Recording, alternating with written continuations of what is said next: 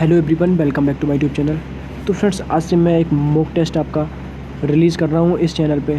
तो इसे आप ज़रूर लगाइएगा। इसमें आपका रागा के कुछ क्वेश्चन रहेंगे, मैथ के कुछ क्वेश्चन रहेंगे और जीएस के कुछ क्वेश्चन रहेंगे। ठीक है, ये आपका प्रैक्टिस सेट आज से चालू हो गया है। तो फ्रेंड्स, ये लगातार आपका आता रहेगा और जीएस की वीडियो भी आपकी इस चैनल पर आती रहेगी टाइम टू टाइम। ठीक है, तो चलते हैं, बिना देरी की वीडियो स्टार्ट करते हैं। आज का फर्स्ट क्वेश्चन है, म्यांमार की मुद्रा क्या है। क्वेश्चन ज़्यादा मोस्ट इंपॉर्टेंट है। आजकल आप एग्ज़ाम में देख रहे होंगे कि मुद्रा और राजधानी से रिलेटेड क्वेश्चन एक या दो क्वेश्चन आपको ज़रूर देखने को मिल रहे हैं। तो फ्रेंड्स, आप इन पे ज़्यादा एम्फेसाइज करिएगा। तो ये क्वेश्चन आपके ज़्यादा कठिन नहीं होते हैं और ज़्यादा कन्फ्यूजन में भी नहीं होते हैं। आपका क्वेश्चन क्लियर हो सकता है। ठीक है, तो आज का फर्स्ट क्वेश्चन है आपका, म्यांमार की मुद्रा क्या है। क्वेश्चन ज़्यादा मोस्ट इंपॉर्टेंट है। तो म्यांमार की मुद्रा है आपकी क्या। ठीक है, क्या है, तो आपकी म्यांमार की मुद्रा है क्या। तो ऑप्शन नंबर इसका सी करेक्ट आंसर हो जाएगा। ठीक है, ऑप्शन नंबर सी इसका करेक्ट आंसर हो जाएगा। चलते हैं नेक्स्ट क्वेश्चन पर। नेक्स्ट क्वेश्चन दिया गया आपका, संविधान के किस अनुच्छेद में भारत को राज्यों का संघ वर्णित किया गया है। ठीक है, संविधान के किस अनुच्छेद में भारत को राज्यों का संघ वर्णित किया गया है। तो ये आपका अनुच्छेद फर्स्ट में। ठीक है, अनुच्छेद 1 में संविधान में भारत को राज्यों का संघ वर्णित किया गया है। तो ऑप्शन नंबर इसका सी करेक्ट आंसर हो जाएगा। ठीक है, ऑप्शन नंबर सी इसका करेक्ट आंसर हो जाएगा। चलते हैं नेक्स्ट क्वेश्चन पर। नेक्स्ट क्वेश्चन है, यांत्रिक ऊर्जा को विद्युत ऊर्जा में बदलने वाला यंत्र कौन सा है। यांत्रिक ऊर्जा को विद्युत ऊर्जा में बदलने वाला यंत्र कौन सा है। तो इसका करेक्ट आंसर हो जाएगा आपका जनरेटर। ठीक है, जनरेटर के द्वारा आपका यांत्रिक ऊर्जा को विद्युत ऊर्जा में बदला जा सकता है। ठीक है, तो ऑप्शन नंबर इसका बी करेक्ट आंसर हो जाएगा। ठीक है, चलते हैं नेक्स्ट क्वेश्चन पर। नेक्स्ट क्वेश्चन है आपका, विश्व कप में लगातार 3 शतक मारने वाला खिलाड़ी कौन था। विश्व कप में लगातार 3 शतक मारने वाला खिलाड़ी कौन था। तो इसका करेक्ट आंसर हो जाएगा आपका कुमार संगकारा। ठीक है, जो श्रीलंका के एक बल्लेबाज हैं, कुमार संगकारा विश्व कप में लगातार 3 शतक मारने वाले यह खिलाड़ी बने हैं। ठीक है, तो ऑप्शन नंबर इसका बी करेक्ट आंसर हो जाएगा। चलते हैं नेक्स्ट क्वेश्चन पर। नेक्स्ट क्वेश्चन है आपका, बांग्लादेश में गंगा को किस नाम से जाना जाता है। बांग्लादेश में गंगा को किस नाम से जाना जाता है। तो इसका करेक्ट आंसर हो जाएगा आपका पद्मा के नाम से। ठीक है, बांग्लादेश में गंगा को पद्मा के नाम से जाना जाता है। तो ऑप्शन नंबर इसका बी करेक्ट आंसर हो जाएगा। ठीक है, ऑप्शन नंबर 20 का करेक्ट आंसर हो जाएगा। चलते हैं नेक्स्ट क्वेश्चन पर। नेक्स्ट क्वेश्चन है आपका, आंग्ल सिख युद्ध किस सन में हुआ था। आंग्ल सिख युद्ध किस सन में हुआ था। तो इसका करेक्ट आंसर हो जाएगा आपका 1845 ईस्वी में। ठीक है, 1845 ईस्वी में आपका आंग्ल और सिख युद्ध हुआ था। ठीक है, आंग्ल का मतलब होता है अंग्रेज, जो ब्रिटिश लोग थे उनके साथ में हमारे सिख लोगों का युद्ध हुआ था। तो 1845 ईस्वी में। तो ऑप्शन नंबर इसका बी करेक्ट आंसर हो जाएगा। चलते हैं नेक्स्ट क्वेश्चन पर। नेक्स्ट क्वेश्चन है आपका, उसंग त्यौहार किस राज्य में मनाया जाता है। उसंग त्यौहार किस राज्य में मनाया जाता है। तो इसका करेक्ट आंसर हो जाएगा आपका सिक्किम में। ठीक है, उसंग त्यौहार आपका सिक्किम में मनाया जाता है। तो ऑप्शन नंबर इसका सी करेक्ट आंसर हो जाएगा। ठीक है, चलते हैं नेक्स्ट क्वेश्चन पर। नेक्स्ट क्वेश्चन है आपका, सिंह प्रतीक का निर्माण किस वंश के दौरान हुआ था। ठीक है, सिंह प्रतीक का निर्माण किस वंश के दौरान हुआ था। तो फ्रेंड्स, मैं बता दूं आपको, सिंह प्रतीक का निर्माण हुआ था तो इसका हुआ था आपका मौर्य वंश के। ठीक है, मौर्य साम्राज्य के दौरान आपका सिंह के प्रतीक का निर्माण हुआ था। तो ऑप्शन नंबर इसका बी करेक्ट आंसर हो जाएगा। चलते हैं नेक्स्ट क्वेश्चन पर। नेक्स्ट क्वेश्चन है आपका, चिकनगुनिया रोग किसके कारण होता है। चिकनगुनिया रोग किसके कारण होता है। तो इसका करेक्ट आंसर हो जाएगा आपका मादा चमगादड़ के कारण। ठीक है, यह रोग मादा चमगादड़ के कारण होता है। तो ऑप्शन नंबर इसका सी करेक्ट आंसर हो जाएगा। चलते हैं नेक्स्ट क्वेश्चन पर। नेक्स्ट क्वेश्चन है आपका, इसरो का मुख्यालय कहाँ पर स्थित है। इसरो का मुख्यालय कहाँ पर स्थित है। तो फ्रेंड्स, मैं बता दूं आपको, इसरो का मुख्यालय आपका बेंगलुरु में स्थित है और इसकी स्थापना की बात करें तो आपका है 1969 ईस्वी में इसरो की स्थापना हुई थी। तो ऑप्शन नंबर इसका ए करेक्ट आंसर हो जाएगा। चलते हैं नेक्स्ट क्वेश्चन पर। नेक्स्ट क्वेश्चन है आपका, भारतीय तेल निगम की स्थापना कब हुई थी। भारतीय तेल निगम की स्थापना कब हुई थी। तो इसका करेक्ट आंसर हो जाएगा आपका 1964 में। ठीक है, 1964 में आपकी भारतीय तेल निगम की स्थापना हुई थी। ऑप्शन नंबर इसका बी करेक्ट आंसर हो जाएगा। चलते हैं नेक्स्ट क्वेश्चन पर। नेक्स्ट क्वेश्चन है आपका, वायुमंडल में नाइट्रोजन कितनी % उपस्थित है। ठीक है, वायुमंडल में जो नाइट्रोजन का परसेंटेज है वो कितना है। तो मैं बता दूं आपको कि वायुमंडल में आपकी जो नाइट्रोजन गैस है वो 78% है। कार्बन डाइऑक्साइड की बात करें तो वो आपकी है 0.03% है, ठीक है। और ऑक्सीजन की बात करें तो वो आपकी 21%, ठीक है। तो आप लोग ये जो रेगुलर डेटा है उसे आप जरूर याद रखिएगा, इससे एक या दो क्वेश्चन देखने को जरूर मिलते हैं। चलते हैं नेक्स्ट क्वेश्चन पर। नेक्स्ट क्वेश्चन है आपका, राष्ट्रीय एकता दिवस कब मनाया जाता है? राष्ट्रीय एकता दिवस कब मनाया जाता है? तो इसका करेक्ट आंसर हो जाएगा आपका 31 अक्टूबर को, ठीक है। 31 अक्टूबर को राष्ट्रीय एकता दिवस मनाया जाता है। तो ऑप्शन नंबर इसका सी करेक्ट आंसर हो जाएगा, ठीक है। ऑप्शन नंबर सी इसका करेक्ट आंसर हो जाएगा, राष्ट्रीय एकता दिवस मनाया जाता है आपका 31 अक्टूबर को। चलते हैं नेक्स्ट क्वेश्चन पर। नेक्स्ट क्वेश्चन है आपका, भारत के पहले गृह मंत्री कौन थे? भारत के पहले गृह मंत्री कौन थे? तो इसका करेक्ट आंसर हो जाएगा आपका सरदार पटेल, ठीक है। सरदार पटेल भारत के पहले गृह मंत्री थे। ऑप्शन नंबर इसका सी करेक्ट आंसर हो जाएगा। चलते हैं नेक्स्ट क्वेश्चन पर। नेक्स्ट क्वेश्चन है आपका, राज्यों में राज्यपालों की नियुक्ति कौन करता है? राज्यों में राज्यपालों की नियुक्ति कौन करता है? तो वो हमारा भारत का राष्ट्रपति होता है, वो राज्यों में राज्यपालों की नियुक्ति करता है, ठीक है। अब राष्ट्रपति की नियुक्ति कौन करता है? तो राष्ट्रपति की नियुक्ति करता है मुख्य न्यायाधीश, ठीक है। जो सुप्रीम कोर्ट का मुख्य न्यायाधीश होता है वो आपका राष्ट्रपति की नियुक्ति करता है। अब बात आती है प्रधानमंत्री की नियुक्ति कौन करता है? तो प्रधानमंत्री की नियुक्ति भी राष्ट्रपति के द्वारा होती है। तो इसका करेक्ट आंसर हो जाएगा आपका, जो राज्यपाल की नियुक्ति करता है वो होता है आपका राष्ट्रपति। तो ऑप्शन नंबर इसका भी करेक्ट आंसर हो जाएगा। चलते हैं नेक्स्ट क्वेश्चन पर। नेक्स्ट क्वेश्चन है आपका, फलों की रानी किसे कहा जाता है? फलों की रानी किसे कहा जाता है? तो इसका करेक्ट आंसर हो जाएगा आपका लीची को, ठीक है। फलों की रानी लीची को कहा जाता है फलों की रानी, ठीक है। अब बात आती है कि फलों का राजा किसे कहा जाता है, ठीक है। फलों का राजा किसे कहा जाता है? तो फलों का राजा कहा जाता है आपका आम को, ठीक है। फलों का राजा आपका आम को कहा जाता है, ठीक है। और अब बात आती है कि सब्जियों का राजा राजा किसे कहा जाता है? तो सब्जियों का राजा कहा जाता है आपका आलू को, ठीक है।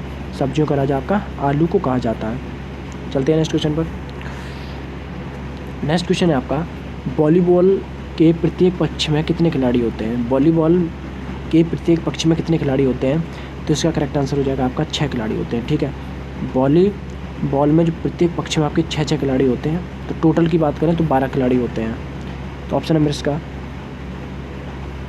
डी करेक्ट आंसर हो जाएगा, ठीक है। ऑप्शन नंबर डी इसका करेक्ट आंसर हो जाएगा। चलते हैं नेक्स्ट क्वेश्चन पर। नेक्स्ट क्वेश्चन है आपका, जलियांवाला बाग घटना किस सन में हुई थी? जलियांवाला बाग घटना किस सन में हुई थी? तो इसका करेक्ट आंसर हो जाएगा 1919 में, ठीक है।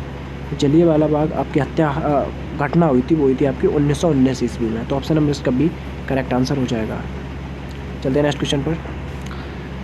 नेक्स्ट क्वेश्चन है आपका, कुडनकुलम परमाणु ऊर्जा संयंत्र किस राज्य में स्थित है? ठीक है, कुडनकुलम परमाणु ऊर्जा संयंत्र किस राज्य में स्थित है? तो ऑप्शन नंबर इसका बी करेक्ट आंसर हो जाएगा, ठीक है। तमिलनाडु राज्य में स्थित है।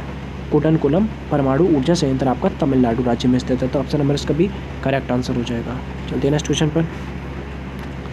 नेक्स्ट क्वेश्चन है आपका, चीन का राष्ट्रीय खेल क्या है? चीन का राष्ट्रीय खेल क्या है?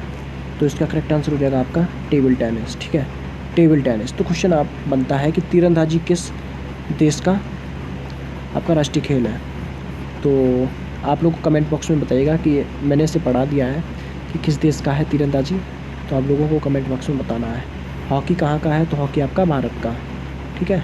और क्रिकेट की बात करें तो कहाँ का है आपका, आपको कमेंट बॉक्स में बताना है। चलते हैं नेक्स्ट क्वेश्चन पर। नेक्स्ट क्वेश्चन है आपका, हमारे संविधान में आपातकालीन प्रावधान किस देश से लिया गया है? हमारे संविधान में आपातकालीन प्रावधान किस देश से लिया गया है? तो इसका करेक्ट आंसर हो जाएगा जर्मनी से, ठीक है। हमारे संविधान में आपातकालीन का प्रावधान किस देश से लिया गया है? तो वो लिया गया आपका जर्मनी से। तो ऑप्शन नंबर इसका सी करेक्ट आंसर हो जाएगा। चलते हैं नेक्स्ट क्वेश्चन पर। नेक्स्ट क्वेश्चन है आपका, चमत्कारी सचिन पुस्तक के लेखक कौन है? चमत्कारी सचिन पुस्तक के लेखक कौन है? तो इसका करेक्ट आंसर हो जाएगा आपका लोकेश थानी, ठीक है। लोकेश थानी चमत्कारी सचिन पुस्तक के लेखक है। तो ऑप्शन नंबर इसका सी करेक्ट आंसर हो जाएगा। चलते हैं नेक्स्ट क्वेश्चन पर। नेक्स्ट क्वेश्चन है आपका, भारतीय, थोड़ा मिस्टेक हुआ है, तेल निगम का मुख्यालय नहीं यहाँ पे, हाँ ठीक है, मुख्यालय कर लीजिए। मुख्यालय कहाँ पर स्थित है? तो आपका स्थित है, ये ऑप्शन सब गलत है, तो आपका स्थित है न्यू दिल्ली में, ठीक है। न्यू दिल्ली में स्थित है आपका भारतीय तेल निगम का मुख्यालय। और इसकी स्थापना की बात करें तो 1964 ईस्वी में इसकी स्थापना हुई थी। तो फ्रेंड्स, आई होप आपको जीएस का पार्ट अच्छा लगा होगा। आप चलते हैं आपके मैथ के पार्ट पर, ठीक है। तो फ्रेंड्स मैथ का आज का फर्स्ट क्वेश्चन ये है, आप लोगों को एक सीरीज़ दी गई है, आपको इसमें आंसर इसका बताना है, ठीक है, इसे सॉल्व करना है। तो मैं आपको सीधी सीधी बात बता दूं, इसे सॉल्व करने के लिए मैं आपको ट्रिक बताता हूं, ठीक है। जैसे इस प्रकार की एक सीरीज आती है तो सबसे पहले उसको फैक्टराइजेशन कर दीजिए, ठीक है। क्या करना है, इसके फैक्टर कर देने हैं। जैसे 1/20 का हमने क्या किया, 5 × 4, ठीक है, 5 × 20 लिख दिया। अब यहाँ पे बात करें प्लस लगाया, 1/30 का क्या करेंगे, तो हम करेंगे 6 × 5 = 30, ठीक है, ये कर दिया। प्लस लगाएंगे, फिर 7 × 6 = 42, ठीक है। इस प्रकार हम करते रहेंगे, ठीक है। फिर 8 × 7 = 56। अब आपने देखा है कि यहाँ पे 1 बढ़ रहा है और यहाँ पे 1 बढ़ रहा है, मतलब समझ रहे हैं आप, 1 बढ़ रहा है, मतलब गुणा करने में 1 बढ़ रहा है। तो मैंने इस प्रकार पूरा सीरीज को डिस्कस किया। तो जब देखा तो 1/5 × 4 लिखा। लेकिन एक बात हम लोगों को याद रखनी चाहिए कि जितना मैंने गुणा नीचे किया है उतना अगर डिफरेंस आ जाए, ठीक है, उतने का अगर डिफरेंस आ रहा है, देखो यहाँ पे अगर 5 में से हम 4 घटाएंगे तो 1 आ रहा है। तो यहाँ पे एक हमारी जो ट्रिक बन रही है वो अच्छी खासी बन रही है। तो यहाँ पे जैसे मैंने 5 - 4 किया और यहाँ पे 5 × 4 किया, क्लियर हुआ। उसके बाद मैंने 6 - 5 किया, 6 × 5 किया, ठीक है। और फिर यहाँ पे हमने क्या किया, 7 - 6 किया, उसके बाद 7 × 6 किया। उसके बाद 56 की बात आई तो 8 × 7 = 56, तो 8 - 7 किया, उसके बाद 8 × 7 किया। अब यहाँ पे मैंने देखा कि अगर हम इसे अलग अलग सॉल्व किया जाए तो मुझे क्या मिलेगा, तो डायरेक्ट सॉल्व करने के बाद मुझे मिलेगा 1/4 कॉमन बाहर मिलेगा और 1/12 बाहर मिलेगा, ठीक है। तो यहाँ पे हमने जब इसका पूरा सॉल्व किया तो यहाँ पे 12 एलसीएम आ गया, 3 यहाँ पे आ गया, 1 यहाँ पे आ गया, ठीक है।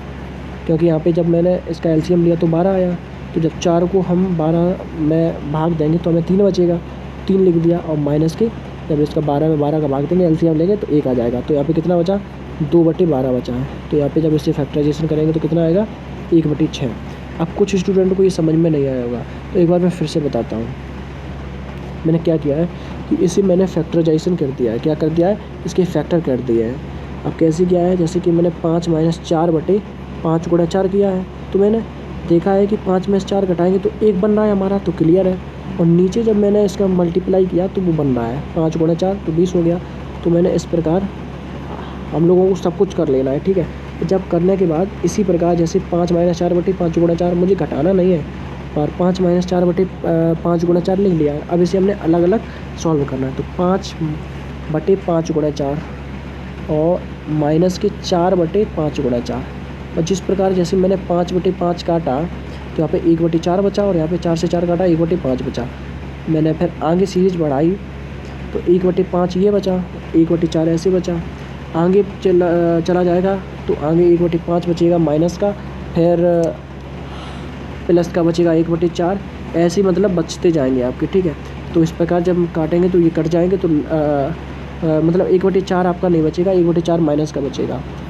तो जब मुझे बचेगा तो लास्ट में मुझे एक टर्म मिलेगा 1/4 का और माइनस की 1/12 का। अब इसे सॉल्व कर लेना है, और इसे मैंने सॉल्व करना बता दिया है। तो इसका करेक्ट आंसर हो जाएगा ऑप्शन नंबर सी, ठीक है। ऑप्शन नंबर सी इसका करेक्ट आंसर हो जाएगा। चलते हैं नेक्स्ट क्वेश्चन पर। नेक्स्ट क्वेश्चन आपका है रेशियो से रिलेटेड, ठीक है। रेशियो से रिलेटेड है आपका नेक्स्ट क्वेश्चन। अब देखो क्या बोल रहा है कि x अनुपात y कितना दिया गया है आपका, 4:5। अनुपात में आपको क्या करना है कि रेशियो उसका सामने रेशियो जो है उसके सामने रख देना है, ठीक है। अब मुझे पता चला और रेशियो को हटा के हमें इक्वल लगा देना है, ठीक है। तो हमने क्या देखा कि x की वैल्यू 4 है, y की वैल्यू 5 है। इससे मुझे x और y की वैल्यू पता चल गई, ठीक है, पता चल गई। अब मुझे यहाँ पे रखना है।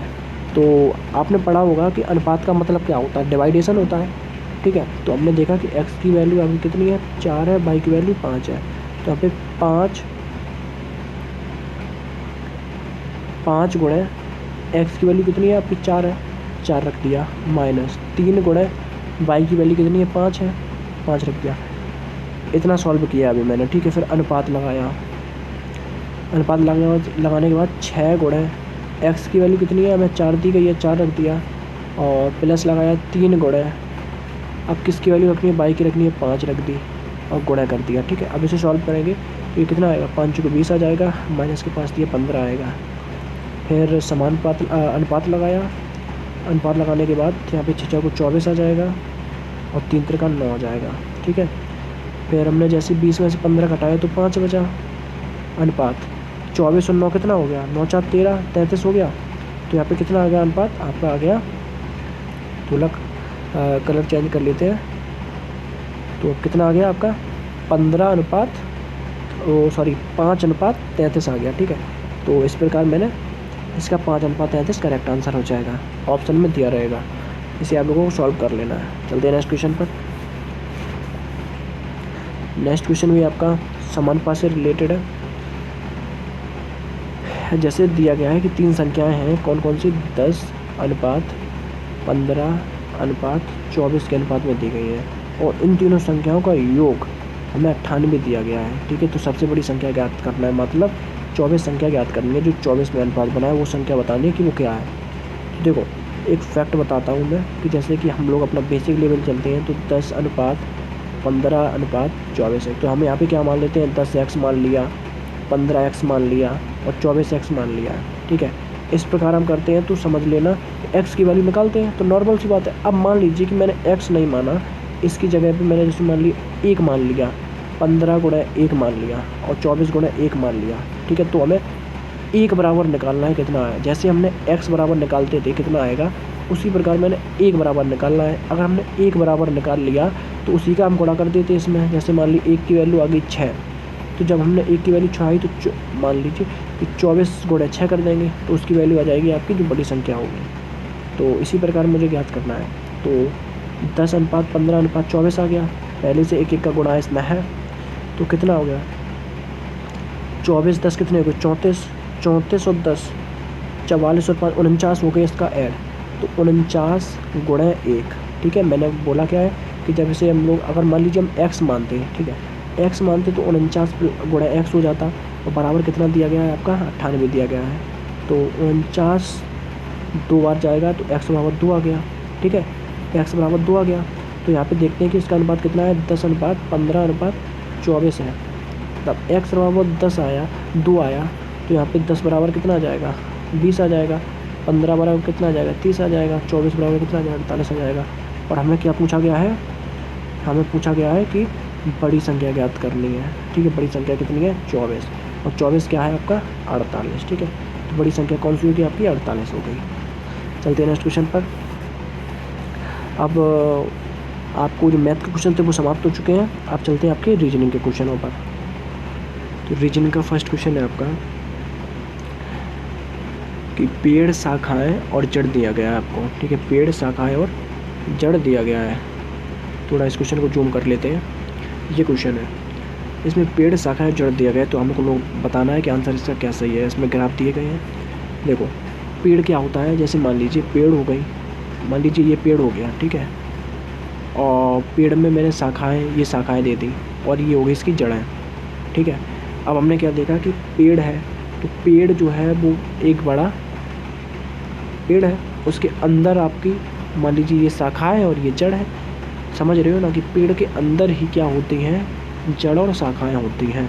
तो ऑप्शन ये कैसा दिख रहा है, तो ऑप्शन नंबर इसका बी करेक्ट आंसर हो जाएगा। ठीक है, ऑप्शन नंबर बी इसका करेक्ट आंसर हो जाएगा। चलते हैं नेक्स्ट क्वेश्चन पर। नेक्स्ट क्वेश्चन आपका है क्वेश्चन नंबर 12। तो प्रश्न आकृति दी गई है, उत्तर आकृति में मुझे बताना है कि क्या सही होगा। तो प्रश्न आकृति में आप देख रहे हैं कि जो एरो है आपका वो 90 डिग्री विपरीत दिशा में घूम जाता है। ठीक है, ये भी इस दिशा में है, फिर इस दिशा में हो जाता है।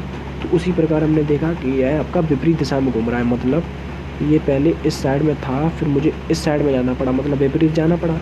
तो जब हम इसके विपरीत जाएंगे, मतलब ये इस साइड है तो हम इसके विपरीत जाएंगे तो इस साइड चला जाएगा, तो नीचे हो जाएगा। ठीक है, तो कैसा होगा आपका, तो इस टाइप से हो जाएगा। तो आप देख सकते हैं कि ऑप्शन में इस टाइप से किस में दिखाई दे रहा है, तो ऑप्शन आपका सी करेक्ट आंसर हो जाएगा। ठीक है, आई होप आपको समझ में आ गया होगा। चलते हैं नेक्स्ट क्वेश्चन पर। नेक्स्ट क्वेश्चन है बहुत ज़्यादा मोस्ट इंपॉर्टेंट क्वेश्चन है और सरल भी क्वेश्चन है। ठीक है, अगर इसे ना कर पाए तो बेकार है रीजनिंग पढ़ना भी। आप देख सकते हैं कि आप 7 और क्वेश्चन मार्क ये आपको ज्ञात करना है।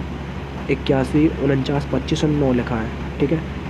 तो आप एक सिंपली से देख सकते हैं कि ये छोटे से बड़े की तरफ जा रही है, और थोड़ा मुझे दिमाग लगाया, उसके बाद समझ में आया कि यहाँ पे देखो कि ये 7 का वर्ग है, ठीक है, और 7 सामने लगा है, तो हमने देखा है कि जो संख्या छोटी है उसका वर्ग बड़ी संख्या है, ठीक है। यहाँ पे देखा कि 7 का वर्ग है, यहाँ पे देखा 9 का वर्ग है, तो ये बड़ी संख्या है। तो बड़ी संख्या का मतलब यहाँ पे 5 होना चाहिए, तभी तो ये 5 का वर्ग है ना। तो यहाँ पे इसका करेक्ट आंसर हो जाएगा 5, ठीक है। चलते हैं नेक्स्ट क्वेश्चन पर। नेक्स्ट क्वेश्चन और इस वीडियो का लास्ट क्वेश्चन है आपका। तो फ्रेंड्स, आई होप आपको वीडियो पसंद आई होगी। जैसा मैंने पढ़ाया है आपको बहुत अच्छा पढ़ाया है। देखो आज का क्वेश्चन क्या है, ये रीजनिंग का क्वेश्चन है, बिल्कुल घबराने की ज़रूरत नहीं है, क्वेश्चन आपका चुटकियों में सॉल्व होगा। देखो यहाँ पे आप ऐसे क्वेश्चनों में आप देखा करिए कि जो छोटी संख्याएं होती हैं उनका या तो ऐड करिएगा, या तो सब्ट्रैक्ट करिएगा, या तो मल्टीप्लाई, या तो डिवाइड करिएगा, और करने के बाद आपको बड़ी संख्या निकालनी है, ठीक है, बड़ी संख्या निकालनी है। देखते हैं हम लोग यहाँ पे देखते हैं कि हमें 27 बनाना है और ये बड़ी संख्या है। अगर हम ये नीचे वाली संख्या 2 हैं इन्हें का जोड़ दें, ठीक है, और ऊपर वाली संख्या का गुणा कर दें, तो मैंने देखा कि ये संख्या बन रही है, ठीक है। अब देखते हैं कि अगर दूसरे वाले फॉलो करता है तो ये रूल सही है ना, तो फिर तो दोबारा ऐसा कुछ रूल लगाना पड़ेगा। अब देखो यहाँ पे ये हमने ऐड किया तो यहाँ पे 5 आया, और 5 का जब मल्टीप्लाई 7 में किया तो कितना आया 35, और मैंने देखा कि यहाँ पे 35 आ रहा है। तो उसी प्रकार मैंने यहाँ पे ऐड किया, तो उसके बाद इसका 4 का गुणा किया। मान लीजिए मैंने इसे x मान लिया, ठीक है, इसे मैंने क्या मान लिया है, इसे मैंने x मान लिया है, x, ठीक है। अब मैंने देखा कि हम देखते थे नीचे वाले का ऐड करते थे, ऊपर वाले का मल्टीप्लाई, तो यहाँ पे देखना x प्लस के 4, इसका मल्टीप्लाई करते थे 4 में, मतलब यहाँ पे ये बड़ी, और बराबर क्या है 36 आता था। तो 4 निम 36, और x प्लस के 4 बराबर कितना आ जाएगा 9 आ जाएगा। तो x बराबर कितना आ जाएगा 9 माइनस 4, x बराबर कितना आ जाएगा 5 आ जाएगा, ठीक है। तो इसका करंट आंसर क्या हो जाएगा 5 हो जाएगा।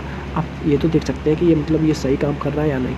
तो 4 में 5 जोड़ा 9 आया, और 9 में हमने 4 का मल्टीप्लाई करते कितना आ रहा 36 आ रहा है ना, तो इसका करेक्ट आंसर हो जाएगा 36। तो ये ऑप्शन नंबर 5 इसका करेक्ट आंसर हो जाएगा। तो फ्रेंड्स, आई होप आपको वीडियो पसंद आई होगी।